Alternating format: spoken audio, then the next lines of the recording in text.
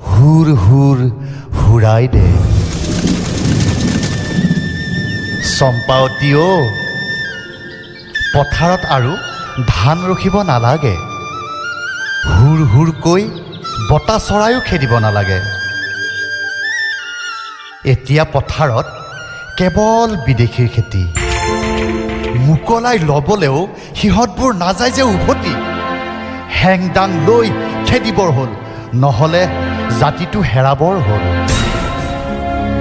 চম্পাৱতী অ তেতিয়াই যদি হুৰ হুৰকৈ বতা চৰাই নেখেদি ধৰ মাৰ বুলি বিদেশী খেদিলোহেঁতেন তেতিয়া হয়তো এমুঠি ভাত এটা টোপনি এবুকু আশা এখন মুকলি আকাশ আৰু অলপ শান্তি কিজানি নিশ্চিত আছিল গোজেই গজালি মেলা এইবোৰ বিদেশী কেতিয়াবা ধিক্কাৰ লাগে লাচিতৰ দৰে তৰোৱাল দাঙি চিৰাচিৰি কৰি দিবলৈ আমি মোৰ হৃদয় বানক সেইবাবেই নেকি নিজৰ বুলিবলৈ এতিয়া আৰু একো নাই